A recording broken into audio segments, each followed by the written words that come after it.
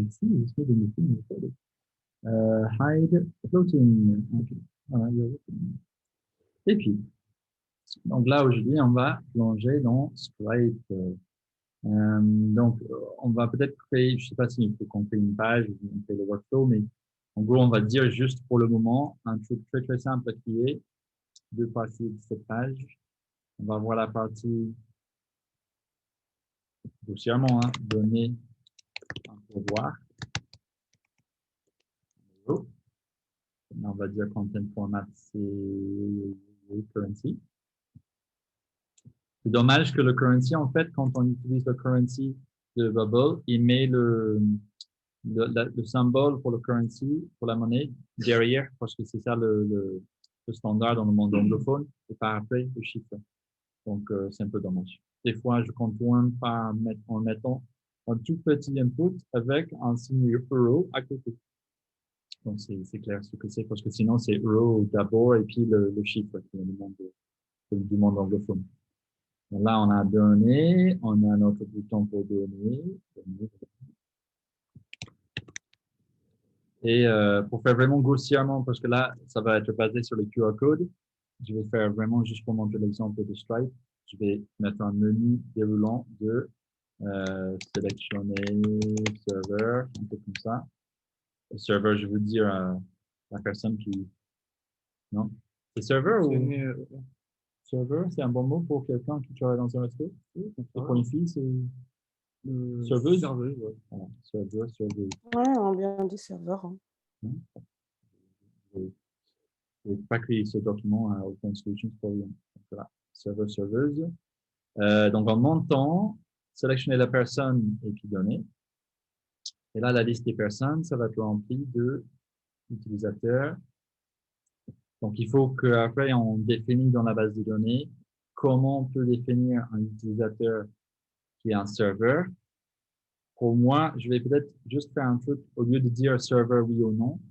Si tu es serveur, en fait, c'est obligé à prendre en compte Stripe marchand. Donc, je vais dire Stripe Merchant ID. Ça va revenir de nos workflows qu'on va faire plus tard. En gros aussi, là, Stripe Merchant ID, ça veut dire qu'il est serveur. On va dire Search for Users ou le Stripe Merchant ID n'est pas visible. Donc, ça va me donner une liste de tous les utilisateurs qui peuvent recevoir de l'argent parce qu'on les a enregistrés avec Stripe. Ils ont un identifiant Stripe comme marchand, donc connected ID. Et puis, le nom de cette personne. Donc, ça va le faire. Sinon, si on veut devenir, donc ça, on va mettre là, devenir.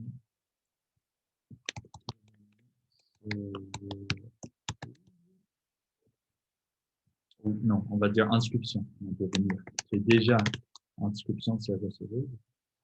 Okay, donc ça, c'est pour les personnes qui veulent devenir, qui veulent venir dans cette liste, qui veulent être inscrits dans cette liste. Ah, tu peux mettre serveur au pluriel avec un S, c'est comme ça, tu as besoin de E, c'est un peu bizarre.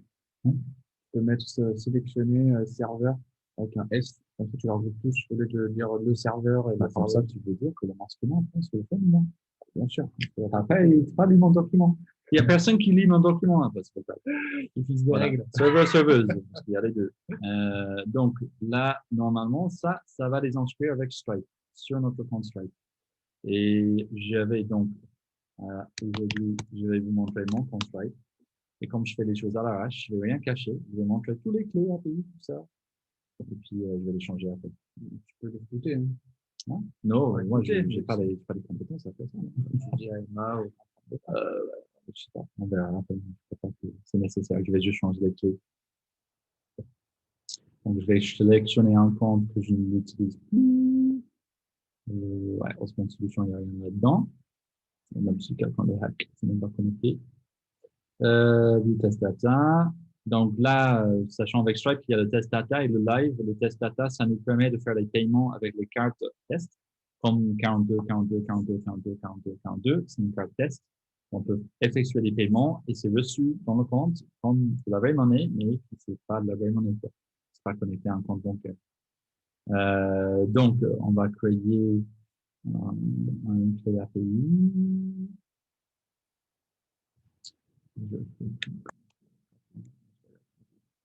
Voilà, API keys. Je vais créer un nouveau restricted key.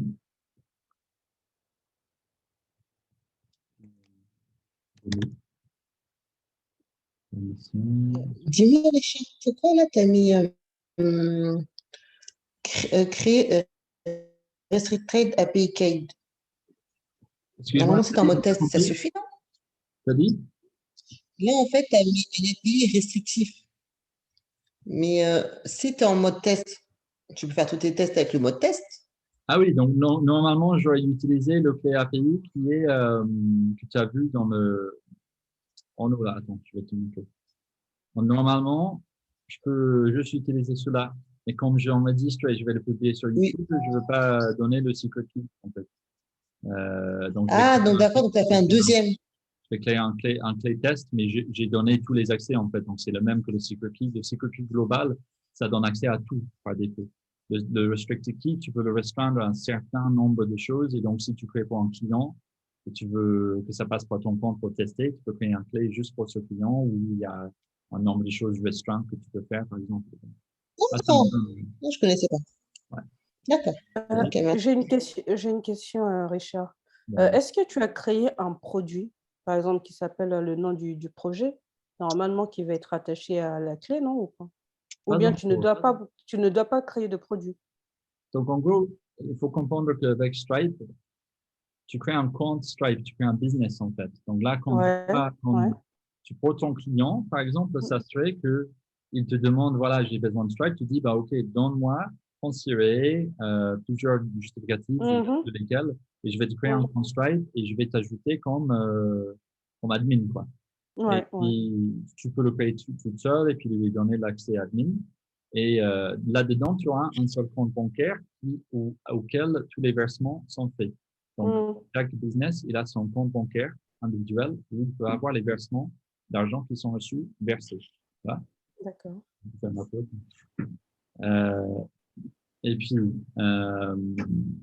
donc, qu'est-ce que je disais? Et donc, plusieurs business égale plusieurs comptes bancaires. Si tu veux des produits, c'est plutôt des choses avec prix fixe où tu peux faire appel à cette chose. Voilà, c'est ça. Ouais. Pour juste acheter cette chose et payer le prix qui est associé. Donc, ça, c'est possible aussi. Mais Stripe, au niveau le plus facile, c'est de juste faire un paiement et que le paiement apparaît ici dans Balance ou dans Paiement. Et que tu vois les paiements qui sont faits. Voilà. Donc, tu as la possibilité aussi de créer, par exemple, un produit qui n'a pas de prix fixe. Donc, du coup, là, tu ne crées pas un produit, tu payes juste un lien de paiement, c'est ça? Tu peux faire un lien de paiement, mais ça, c'est pas dans ce truc de Bubble aujourd'hui. Bubble, ça va prendre le paiement et envoyer avec un token. OK. Le paiement avec la carte de crédit tokenisée. Je crois qu'il est là. Je ne sais même pas qu'est-ce que c'est. Bon, sur Outbound peut-être. Je crois que ça, c'était mon emploi entreprise, donc il n'y a rien dedans. Voilà, il y a presque. Il y a que moi. Donc, c'est bon. Mais bon, les paiements. Voilà, on a quelques tests, c'est parfait. Là, il faut que je crée un clé. API keys.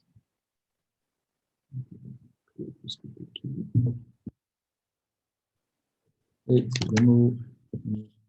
Je sais pas que ça va marcher.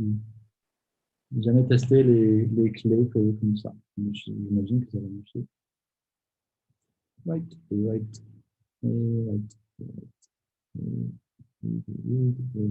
right. OK. On a mon public key, ça rentre ici dedans, dans le plugin. Ah, bah, il n'y a pas de plugin. On va télécharger, a priori, parce que là, aujourd'hui, on parle des marchands, donc les comptes connectés. On ne peut pas faire grand-chose, c'est un peu plus compliqué à faire avec le plugin standard de Bubble Stripe. On va travailler plutôt avec Stripe.js. Donc, Stripe de Bubble, on peut enregistrer des marchands, mais avec des simples paiements seulement et pas beaucoup d'options. Là, avec Stripe.js, on a tout la main dessus pour gérer tous les différentes étapes de paiement. On met Stripe.js 2 et puis là, on ajoute notre publisher key et le test. Là. secret key. C'est bon. Je ne vois pas plus qu'est-ce que c'était. C'est bon. On verra si ça ne marche pas sans autorisation. Là, on a accès à tout. On peut, par exemple, donner, ça va être un workflow dans plugins. On va voir.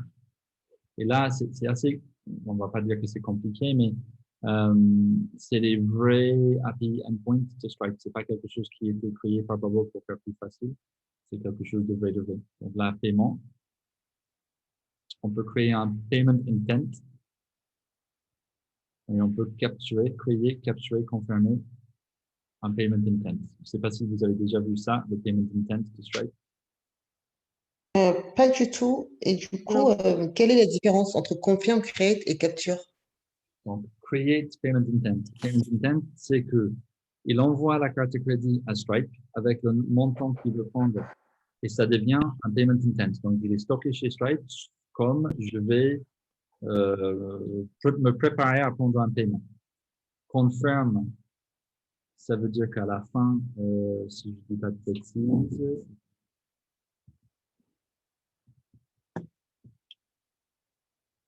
confirm, c'est voilà, je crois que c'est seulement status. Tu as le status à la fin.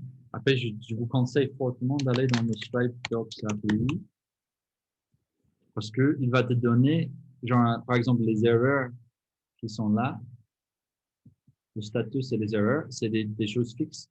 On ne peut pas tirer sans savoir qu'est-ce que c'est. Donc, c'est bien d'aller dans les endpoints et regarder qu'est-ce que c'est quand je fais intent. Quelles sont les possibles choses qui vont sortir d'un payment intent, par exemple. Donc, payment intent object.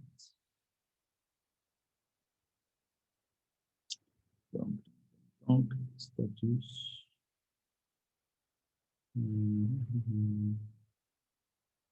Requires confirmation, requires action, processing, requires capture, cancel, succeeded. Donc, c'est bien de savoir au niveau du status, tu peux avoir tout ce qui est possible. Et après, tu peux mettre des conditions dans ton API que si Stripe dit une certaine chose, on montre une erreur. Si Stripe fait une autre chose, on envoie un mail en disant désolé, mais ça n'a pas marché. Donc, ça explique vraiment en détail exhaustif tous les différentes parties que tu peux avoir à retourner par ce endpoint. Donc voilà, il y a le côté Docs API et le côté Docs. Le côté Docs, ça explique vraiment dans un langage normal. Et le côté API, ça explique dans le langage des codeurs avec les objets, les snippets, les objets qui montrent tout. Comme ça, on peut carrément coder pour la base de données comme sur la base de données Stripe. D'accord. Get, post, confirm, capture. Voilà, confirm, ça veut dire qu'on prend le paiement. OK. Update, retrieve. Ah non, excuse-moi. Confirm, c'est ça que je disais. Confirm, the customer intends to pay with the current or provided payment method. Upon confirmation, the payment intent will attempt to initiate the payment. Voilà. Il va essayer de capturer le paiement. Et captures the funds of existing uncaptured payment intent when its status requires capture. Donc, c'est juste différents workflows qu'on peut mettre en place. Je ne suis pas un expert de la partie confirm, etc. Pour moi, la chose que je fais le plus simple, c'est cliquer sur créer payment intent. Parce que là-dedans, on va voir tous les paramètres, mais en bas, vous allez voir, transaction, c'est pas ça. Capture now. Donc, l'option Capture Now, en fait, on évite de se prendre la tête avec confirmer que sa carte de crédit va marcher ou pas, mais juste essayer de capturer tout de suite. On prend le paiement, on envoie à Stripe en disant il est prêt à payer et je veux que tu essaies, Stripe, de faire payer sa carte. Il essaie, il nous envoie l'erreur ou la confirmation du paiement. Donc là, par exemple, on a le Customer ID, on n'en a pas, parce que ça doit être le Current Users. On n'est pas sur le mail là maintenant. On est sur le Stripe Customer ID. Il faut qu'on ait un champ pour chaque utilisateur qui peut être rempli par ça. Bon, si tu n'as pas encore un Customer ID, il faut qu'avant de prendre le paiement, pour remplir correctement cette étape, on fait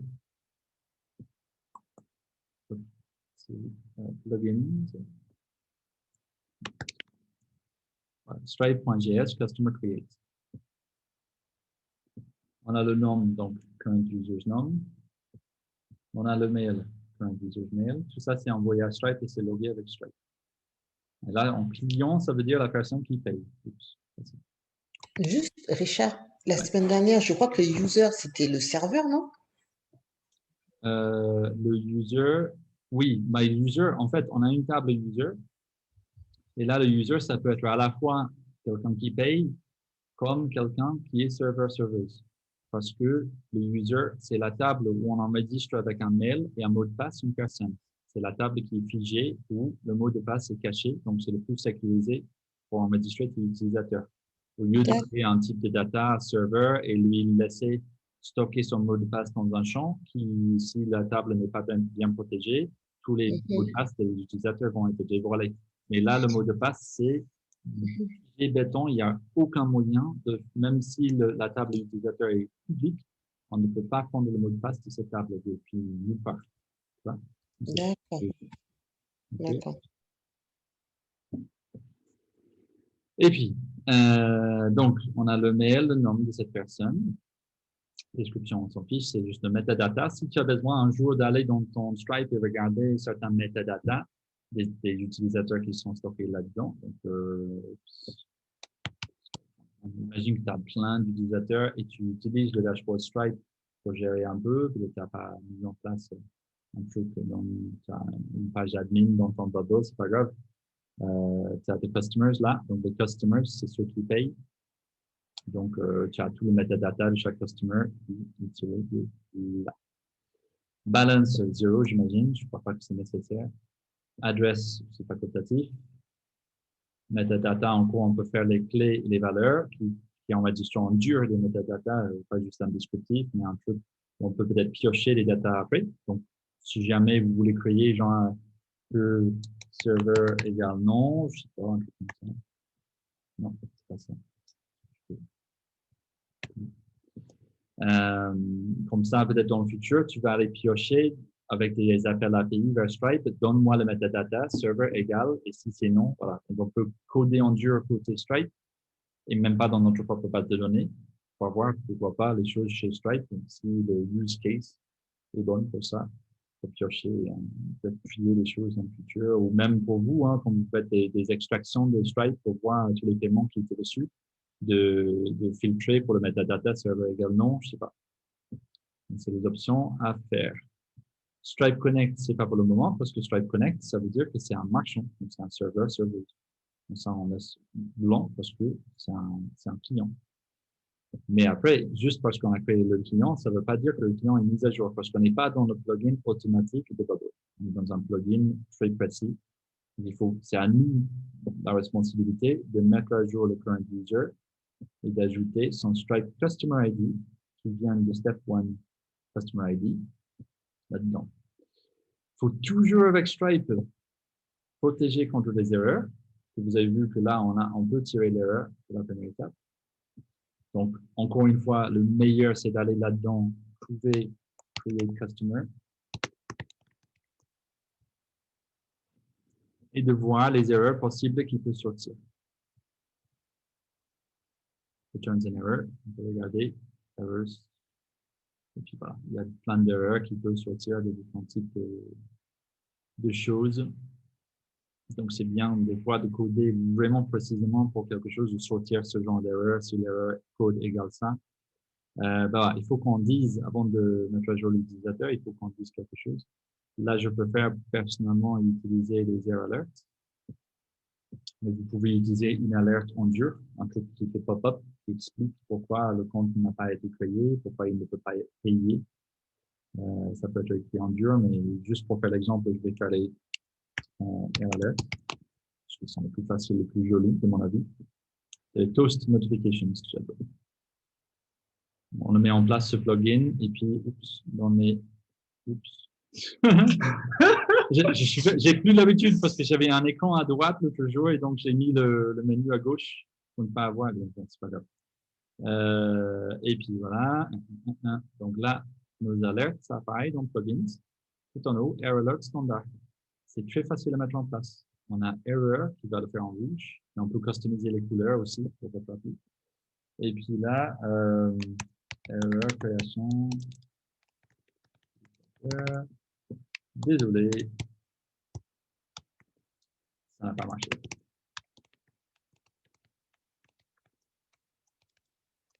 Parce que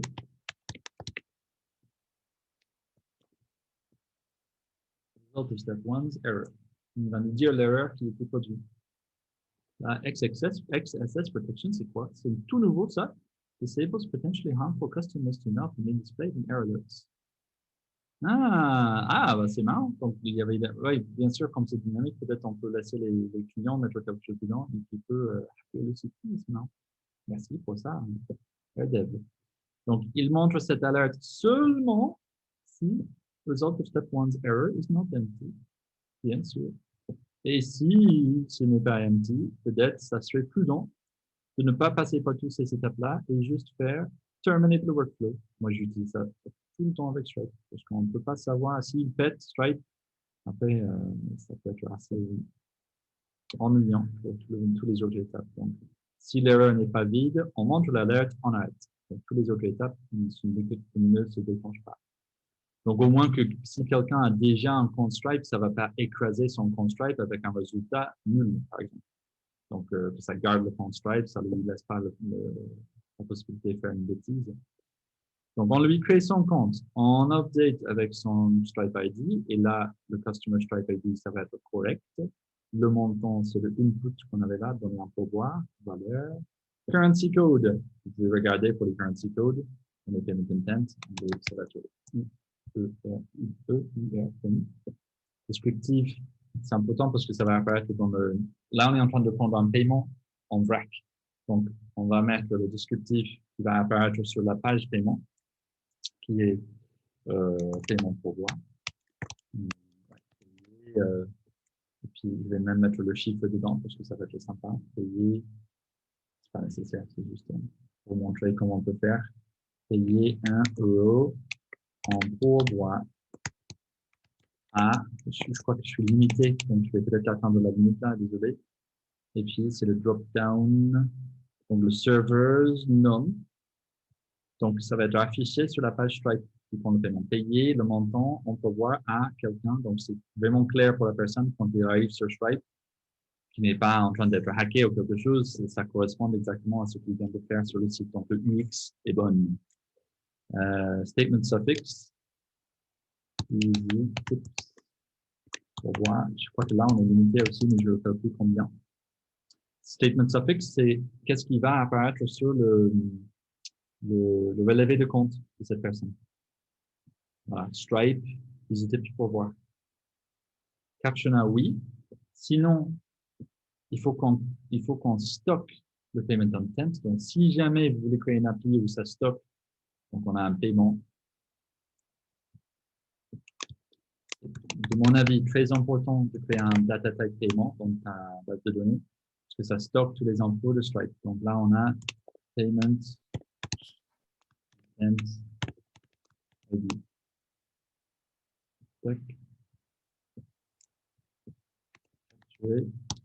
Capture. Sinon, donc, imagine qu'on ne veut pas le confirmer tout de suite. Peut-être c'est une appli où quelqu'un dit je veux parier ou je veux faire une enchère. Donc, je dis que je veux payer 100 €. Ben, nous, on peut dire qu'il y a un payment intent. Donc, déjà, sans registre sa carte et tout ça. Et puis dire à la fin de l'enchère, ah ben là, on veut prendre le paiement. Donc, tu récupères le payment intent et tu le captures.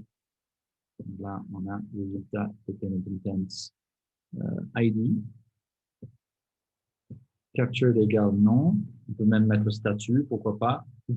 En gros, si vous êtes vraiment, comment dire, organisé et correct, vous allez créer tout ça. Vous allez créer le client secret, payment ID, status, transfer group, error, tout. dans la base de données et stocker tout à chaque étape. Et comme ça, s'il y a un bug, vous pouvez revenir sur quelque chose dans votre base de données et pas piocher dans Stripe, qui est une galère, mais avoir quelque chose dans votre base de données qui donne tous les infos nécessaires. Il faut juste dire capturer et peut-être statut. Et si vous voulez, encore une fois, si vous avez une appli qui pèse vraiment sur Stripe, ça serait peut-être prudent de créer des option sets qui correspondent exactement à ce que vous trouvez là-dedans en termes d'erreurs. Donc, imaginons que vous créez chacun de ces erreurs comme un option set et tu dis si le erreur égale ça, mettre l'option set tel, et comme ça, tu n'es pas en train d'écrire en texte tout le temps, mais ça représente quelque chose en dur dans la base de données. Donc, c'est carrément que tu convertis Bubble en extension de Stripe. Pourquoi pas. Mais je vous montre tout, hein. C'est beaucoup, mais voilà, c'est tout ce qu'on peut faire. Status. Et OK, et on stocke le paiement chez l'utilisateur peut-être, ou quelque chose comme ça. Mais là, on ne va pas faire ça. Là, on va faire create payment intent. On va faire confirm capture now. Yes.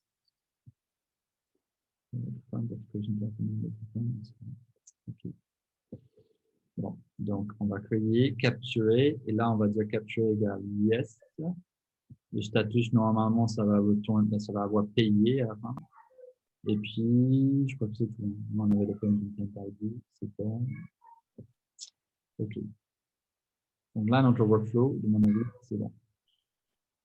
Après, il y a une partie qu'on a manqué. Session s'affiche, le site email s'affiche. Le site email, donc on peut envoyer un mail depuis Stripe, d'envoyer le reçu du paiement. Donc ça, c'est si vous ne voulez pas créer un PDF à l'intérieur de votre Bubble, qui va envoyer à la main à chaque utilisateur qui a un paiement réussi. C'est Stripe qui va envoyer, peut-être que vous avez déjà reçu, les reçus de paiement Stripe qui sont automatiques en fait. Ça regroupe juste le montant que tu as payé. Tout à fait possible aussi. Donc là, Payment Method ID, c'est vrai que je me demande, est-ce qu'il va me donner, il va me demander ça peut-être. On va creuser ça après, parce que c'est vrai que là, on n'a pas pris de carte de crédit. Il faut que je mette l'élément carte de crédit sur la carte. Et en plus, on n'a rien donné à notre share serveur.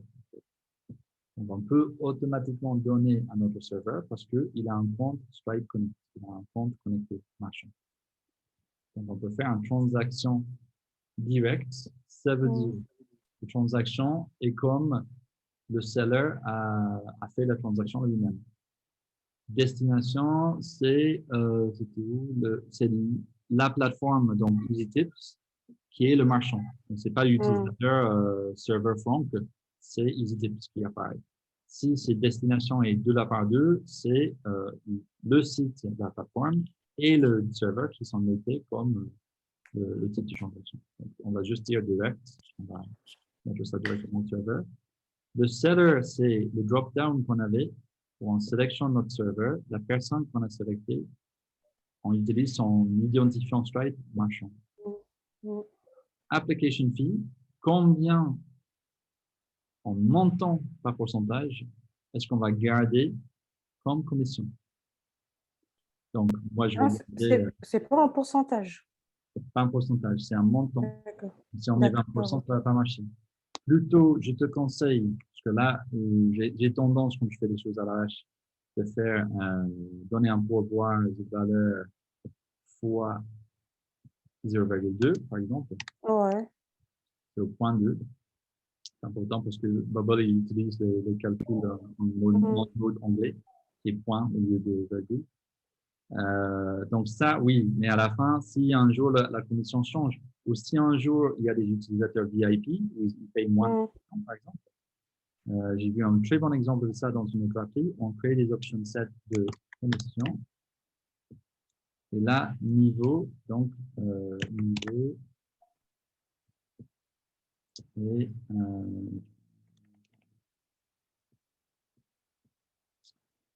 là, je vais créer niveau VIP. Non, pas niveau, on n'a pas besoin, c'est le display. Niveau standard et niveau VIP.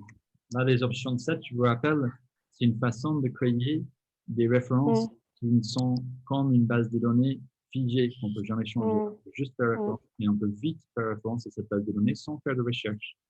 Donc, c'est très vite au niveau de choses comme ça, où on va dire le standard montant, c'est 0,2. D'accord. Et le VIP, c'est 0,15. Donc, il a 5% de moins. C'est un peu, c'est pas bien agencé, on ne peut pas voir facilement quelles sont les valeurs de chaque option qu'on a payée. Voilà, 0,2, 0,15, ça c'est bon. Et puis, chaque utilisateur dans la base de données va voir niveau, d'accord. qui est un option set.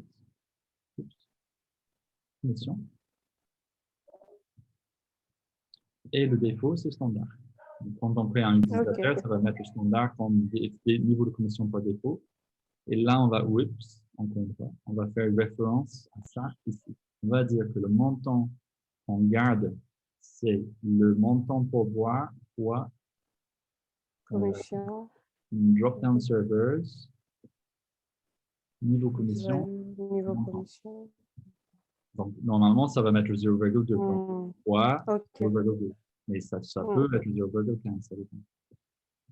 Transfer amount, le montant doit automatiquement transférer au seller. Le transfert ne sera pas exécuté jusqu'à ce point que les fonds sont réglés. Transfer group, on s'en fiche. Donc ça, en fait, pourquoi remplir ou pas remplir ça? C'est que nous, on garde un certain montant et c'est enregistré comme frais de commission. On peut automatiquement transférer quelque chose à l'utilisateur, ou sinon, on peut juste enregistrer que c'est destiné à lui, mais qu'on ne transfère rien. Et plus tard, on peut faire une fois par mois. On peut très bien faire qu'à la fin du mois, on prend tous les paiements où le transfert n'a pas encore été fait. Et on fait à la main avec Stripe.js. On a un workflow step qui est transférer, donc exécuter le transfert en fait. Donc, ça va prendre le 80% qu'on lui doit et ça va le mettre dans son compte Stripe. Fais attention, pas son compte bancaire, son compte Stripe. On n'a pas le droit de transférer de l'argent dans les comptes bancaires des comptes connectés. On a notre compte bancaire qui reçoit les fonds finaux et on a les comptes Stripe qui sont attachés à notre compte comme Stripe Connect qui peut recevoir les fonds. Et après, c'est les paramètres de son compte Connect qui va déposer le montant dans son compte bancaire. Est-ce que ça c'est trop compliqué ou c'était... Non, ça va. Parce que je n'ai pas trop compris la différence entre application fee et transfert amount. Parce que application fee, c'est la somme que le client a donnée au serveur, tu y soustrais la commission. C'est bien ça? Attends, ouais, non, attends, on va peut-être reprendre ça avec la question de Léo. D'accord. En fait, donc en gros, ce que tu viens d'expliquer, donc, pour juste répondre à ce qu'elle vient de dire. Donc en gros, c'est soit la part du serveur est transférée automatiquement directement à chaque fois, ou soit on stocke le chiffre que ça envoie, d'accord, et on fait un transfert une fois par mois. Donc on l'exécute automatiquement, enfin, on l'exécute manuellement. Et si on exécute manuellement, ma question c'était que est-ce que du coup, ce que prend Stripe, c'est-à-dire les 0,25 centimes, etc., vu qu'on là, on le fait manuellement d'un compte Stripe à un autre, est-ce que c'est la même chose? Est-ce que ça reste toujours ce prix-là ou est-ce que du coup, c'est comme un virement direct? En fait, les comptes, c'est une bonne question, donc je vais expliquer les deux. Entre compte Stripe, il n'y a pas de pourcentage. C'est le paiement par carte de crédit, il y a un pourcentage. Donc, le paiement à l'origine, ça va être 1,4% pour les cartes en Europe, plus 0,25, donc 25 centimes. Et puis, le paiement à Stripe est fait. Donc, nous, on reçoit dans le compte donc 10 euros moins la commission 14 totale, plus 25, donc 39 centimes. Et on garde un certain montant. Donc, c'est vrai qu'il y avait une appli où c'était calculé assez précisément, où il disait il faut qu'on comprenne combien Stripe a pris pour après calculer le pourcentage correctement qu'on va donner à ce utilisateur-là. Parce que sinon, c'est nous qui transfère 80% au marchand, on va perdre ce montant qui est égal à la totalité fois 1,4. Il faut que serveur paye sa partie de ça aussi. Il faut que tous les deux, on partage ce frais. Donc, si le frais est 39 centimes, moi, je vais payer de ma part 19 et de la part du serveur 20, par exemple.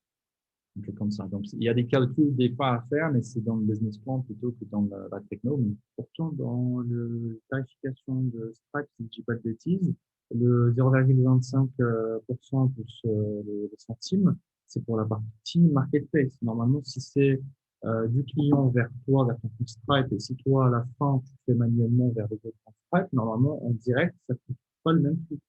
Vu que c'est le client vers ton compte Stripe et qu'à la fin du mois, tu regardes à qui tu dois donner de l'argent sur leur compte Stripe à eux. En fait, on est en train de parler de la même chose. Là, si tu prends un paiement de la part d'un serveur, Oui. ça va dans ton compte Stripe. Ouais, à 100%. Donc, tu payes à 100%. Donc, tu payes 1,4 plus 25 centimes sur 100%.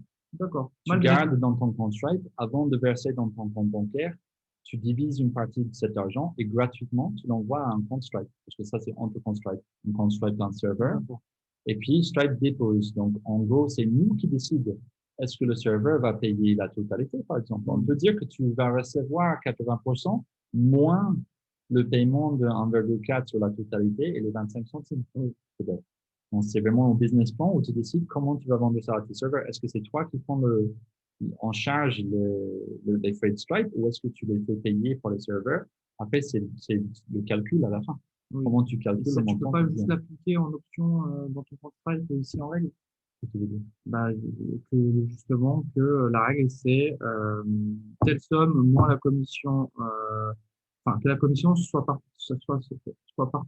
en gros que tu as le paiement et en fait tu as la commission qui est comprise dans ce que tu donnes à l'utilisateur et tu prends le reste. En fait, ça, c'est dans tes workflows. Il faut que tu D'accord. ajoutes, par exemple, là, je vais dire le montant pour avoir quoi la commission, plus peut-être au moins la partie ok, ça c'est possible aussi. calcul de, oui, et on peut D'accord. tirer même, on peut tirer les frais de Stripe aussi pour avoir en mesure combien on a payé à Stripe, ou on peut les calculer, on peut mettre un Math.js sur l'écran, où on calcule systématiquement ce montant fois 1,4% plus 25 Et tu centimes. récupères la donnée pour Voilà, tu fais confiance que c'est D'accord. ça qui est fait à la fin. Je sais pas si tu as répondu à cette question ou pas. Donc, pour la question de Caddy, le application fee, c'est enregistré avec Stripe combien tu veux garder et le transfer amount, c'est combien tu vas donner à ton serveur automatiquement. Donc, ça veut dire que je n'ai rien à faire. C'est Stripe qui va transférer ce montant dès que le paiement est passé. Il va transférer, on va dire, le input, donner un pourboire, valeur, fois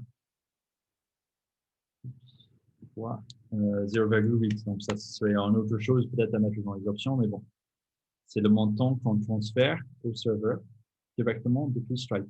Donc, il met de mon Stripe à son Stripe et son Stripe met ça dans son compte bancaire, cet argent-là. L'application fee, c'est le montant figé en dur qui va être enregistré avec Stripe que je vais garder moi-même dans mon compte Stripe qui va être après versé dans mon compte bancaire à moi. Tu vois? Je sais pas si on va parler. Tu as des questions, Caddy? Ça a coupé ou quoi? Oui, désolé, le temps d'allumer mon micro. Oui. Pas de souci. Ouais, donc, c'est clair ou ça va? En fait, c'est soit l'un, soit l'autre. Tu peux pas mettre les deux en même temps, on est d'accord. Tu peux, je crois que tu peux mettre les deux en même temps, mais c'est vrai que ça ne sert pas à grand chose. Si tu vides ça, c'est peut-être important de garder ça parce que l'application fee, on peut le tirer depuis API. Donc, si tu crées le payment intent et tu captures, tu as un paiement dans ton compte. Et dans le metadata de ce paiement, il y aura l'application fee, regardez.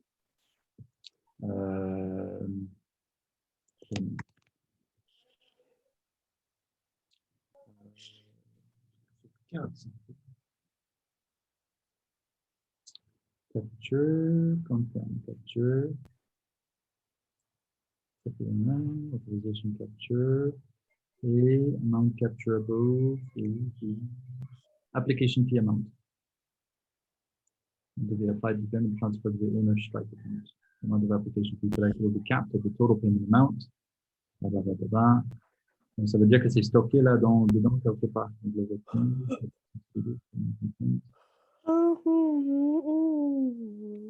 Salut bébé. Ah oui, je pensais que c'était un enfant. Désolé. Tu l'as appelé bébé. Oups. Voilà. Une bêtise. Response. Donc, voilà, application fee. Donc, souvent, l'application fee, ça serait nul parce que l'application fee, c'est seulement si on agit pour un marchand. Des fois, on peut juste capturer un paiement pour nous et on le garde. Parce qu'on a une appli, il y a un seul compte, c'est nous, et on garde tous les paiements parce qu'on n'est pas un marketplace. Mais s'il y a une application fee, ça serait stocké en dur, ça serait retourné à nous pour confirmer que c'est là. Et puis, si on accède à ce paiement depuis API, on dit, donne-moi les metadata de ce paiement-là. Dans les données, le JSON qui contient l'application fee, je peux confirmer ce que j'avais fait. Donc, ça, c'est dans le cas où soit tu n'as pas stocké dans ta base de données, soit c'était pas dispo, peut-être. Peut-être l'application fee, c'était même pas dispo dans la réponse. Tu vois? Donc, on n'a pas l'application fee ici en réponse parce que le plugin n'est pas super bien fait, peut-être. Je sais pas. Mais on n'a pas. Donc, ça serait bien peut-être d'avoir le Payment Intent ID et d'aller chez Bubble et dire, bah, donne-moi plusieurs choses. Il y a plusieurs choses à tirer par API. Un Payment Intent ID pour Stripe.js, ça ne te donne pas le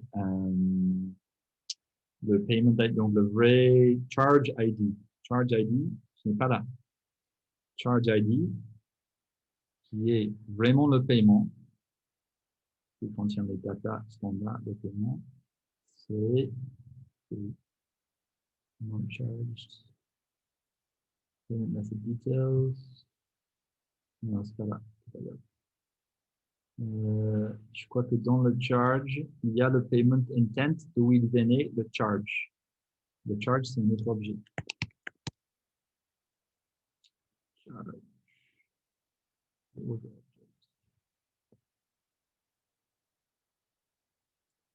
Là, c'est le charge. Charge, non, c'est pas ça. Charge ID.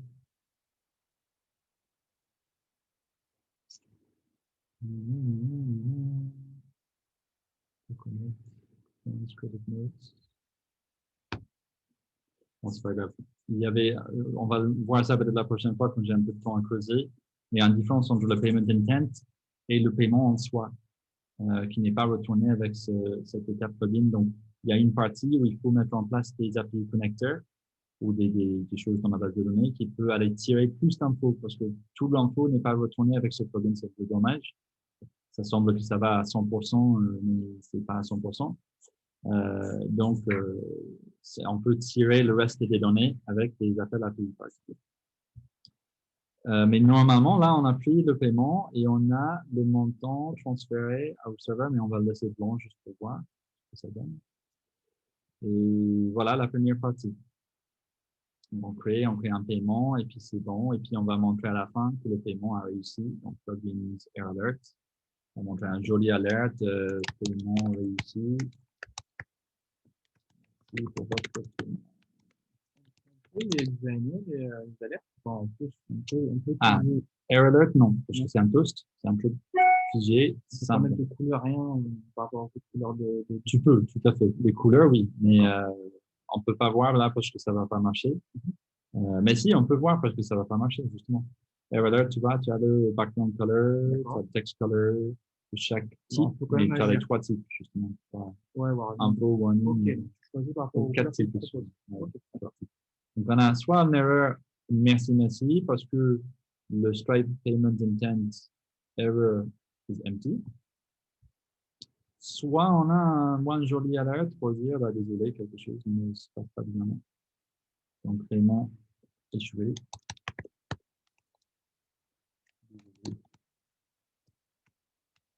Votre paiement a échoué parce que on met les data. Donc, Stripe payment error. Voilà.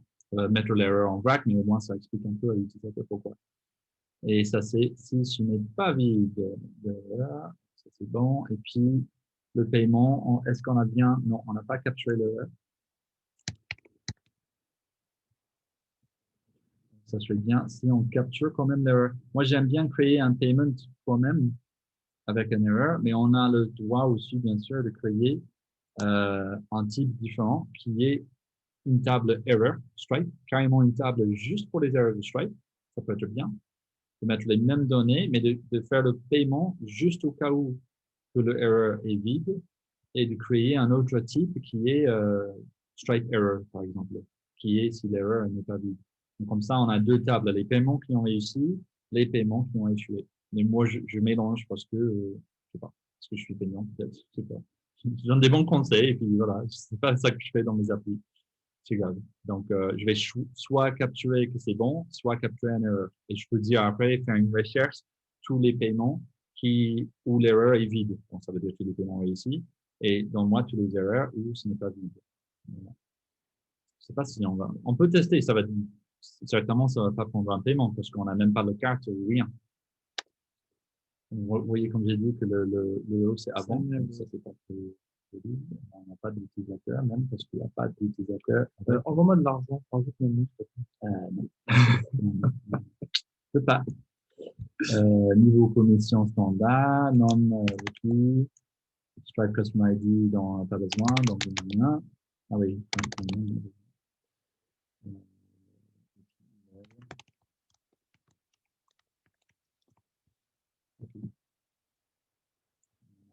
D'un autre parce que bah, je peux me payer de l'argent. On va voir ça.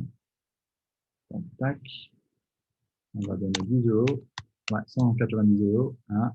C'est un bon pourvoir, ça. Mais normalement, on a un bon erreur affiché. Sinon, ça veut juste pointer de la pub. C'est bon, échoué. Désolé. On regarde le message en vrac. Error. Et on peut décider où il s'affiche ce message? Dans la zone de... Non, c'est un toast. Le toast, c'est en haut à droite. D'accord. Ah, super. Regarde toute cette truc-là. Code, Donc, Stripe, là, doc, pourquoi ça doc, peut doc, marcher? provide, qui ah, bah, c'est le clé qui ne marche pas, donc il faut que je fasse la recherche dessus pour la prochaine fois. Bah, la clé, t'as pas ajouté les trucs cachés, là. Ah, on n'a pas accès au compte et c'est que le compte ne correspond pas au clé. Donc, il faut que j'ai un compte qui est déjà enregistré avec ce clé-là. Or, the account does not exist. Application. Donc là, en fait, dans une autre appli, j'avais pas mal utilisé le regex ou le find and replace. Parce que tu peux faire find and replace avec ça, avoir le error vrac et error beautified. Et juste faire que si tu as une erreur, ça enlève toute cette partie-là jusqu'à message. C'est toujours la même chose. Donc, tu peux juste copier-coller, mettre ça comme find and replace. Et donc, ce qu'on montre à l'utilisateur, c'est que ça.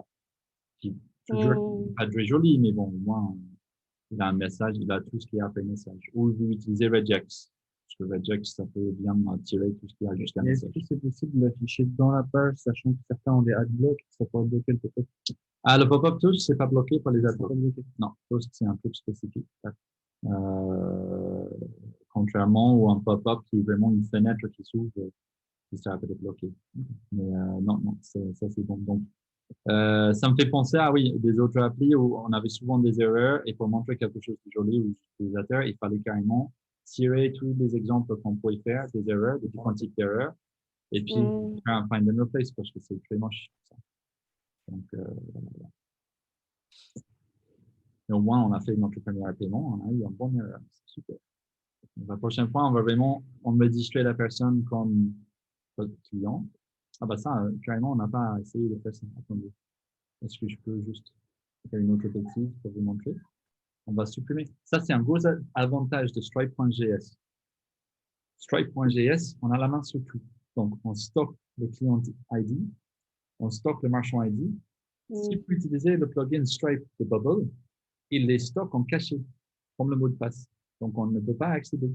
Donc, par exemple, si je fais une bêtise et le client n'est pas bien enregistré, je peux aller dedans et juste supprimer. Et comme ça, il pense qu'il y a un nouveau utilisateur.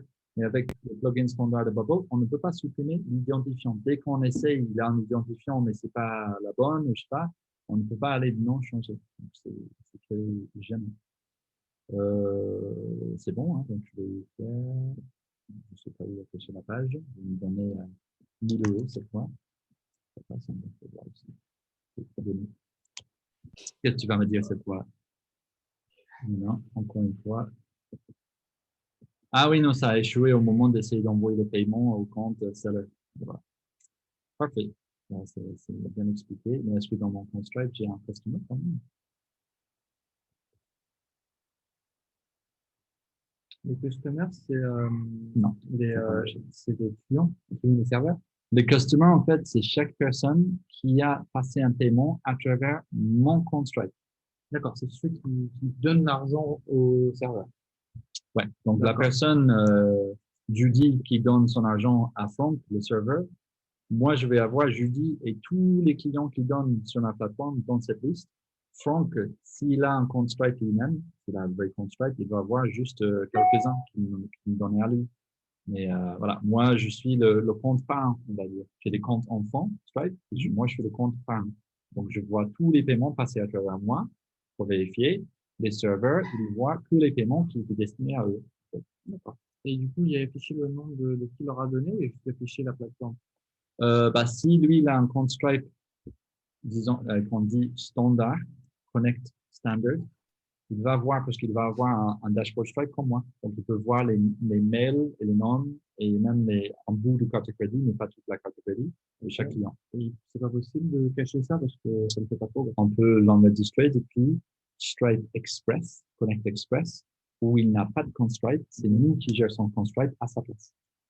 Et du coup, on crée à chaque fois un compte par serveur. On crée un compte à chaque fois à travers l'appli et on stocke l'identifiant. Ouais. Bah, c'est mieux, comme ça c'est caché pour tout le monde et lui, il sait pas qu'il a pas fait. Ouais. Mais pour la prochaine fois qu'on fait notre session, on va toucher à ça. Comment créer un compte standard, comment créer un compte express, parce que c'est très complexe. C'est les mêmes tarifs, ça ne change rien, c'est juste une oui, façon non, de, ça change de, rien. de gérer la chose. C'est au niveau UX seulement. oui. C'est vraiment, est-ce que compte Stripe Connect standard, tu lui rediriges vers Stripe, il crée son compte et c'est rattaché à ton compte Stripe tout de suite. Mais lui, il peut gérer son compte Stripe comme moi, je viens de faire avec mon compte là. Il ne faudrait pas qu'il y ait ça, il faut que tout soit affiché sur l'application. Il ne faut pas qu'il ait le compte Stripe. Non, faut pas, faut pas. C'est dans un certain cas, tes clients vont être beaucoup plus contents s'ils sont des vrais pros, entre guillemets, qui veulent avoir des extractions des données du mois, etc. Et toi, tu ne veux pas créer ça dans ton appli. Bah, Stripe, c'est parfait. Lui, il peut gérer dans son dashboard Stripe et tu ne prends pas la tête. Mais il y a des applis où, bien sûr, tu veux que ça semble que c'est ta plateforme qui fait tout le travail des paiements. Qui fait tout le travail des facturations et tout ça, et les extractions, CSV. Ouais. Et donc, tu ne donnes pas accès à Stripe à cette personne. Tu lui donnes un compte Stripe un peu en cachette et que tout se passe depuis ta plateforme. Tu vas aller tirer les données de Stripe pour lui montrer dans ton appli. Mais il ne peut pas accéder directement à son dashboard Stripe. Okay. Et ça, c'est Express, hein? Ouais. Ça, c'est Express. Donc, on va creuser là de la semaine prochaine ça parce que ça prend du temps. Le standard, c'est vite fait. Mais vite fait. Il y a 2-3 configurations à faire. Et l'Express, vous allez voir. Ça vaut, de mon avis, ça vaut même pas la peine le temps que ça prend de le mettre en place. Mais on va le voir quand même parce que c'est important. Moi, j'ai une question au Padawan, parce que bon, moi, je suis niveau 1, vous êtes un niveau au-dessus. Est-ce que vous avez réussi à tout comprendre? Moi,